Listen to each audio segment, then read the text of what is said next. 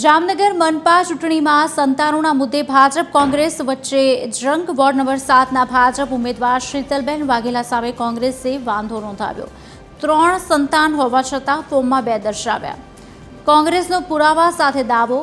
ચકાસણી દરમિયાન વિક્રમ માડમ અને બીનાબેન કોઠારી વચ્ચે જંગ જામી.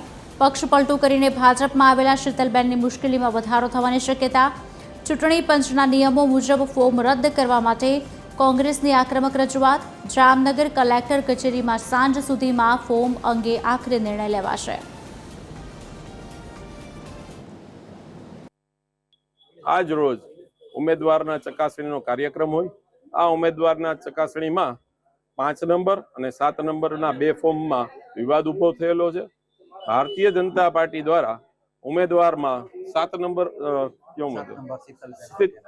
શીતલબેન વાઘેલાના જે ઉમેદવારી પત્રક ભર્યું છે એમાં જરૂરી આધારો પુરાવા રજૂ કરેલા છે અને યોગ્ય રૂપે રજૂ કરવામાં આવેલું છે. એમાં કોઈ બેદરકારી કે કોઈ ભૂલ નથી. પણ કોંગ્રેસના કાર્યકરો પાસે બીજા મુદ્દા ન હોય એટલે હોબાળો કરવા માટે વાતાવરણને એ રીતે ઢોળવાના પ્રયત્ન થયેલા છે. પરંતુ આ શીતલબેન અજયભાઈ વાઘેલાને 2005 પછી ત્રીજું બાળક છે. એના માટેનો અમે પુરાવો એનું મમતા કાર્ડ કે જે એક આરોગ્ય કેન્દ્રની અંદર જ્યારે કોઈ પણ સ્ત્રી છે એ પ્રેગ્નેન્ટ હોય તો એને સારવાર કરવા માટે કે જે કાંઈ પણ જરૂર હતી એ મમતા કાર્ડની અંદર રેકર્ડની અંદર દિયા અજયભાઈ વાઘેલા બોલે છે.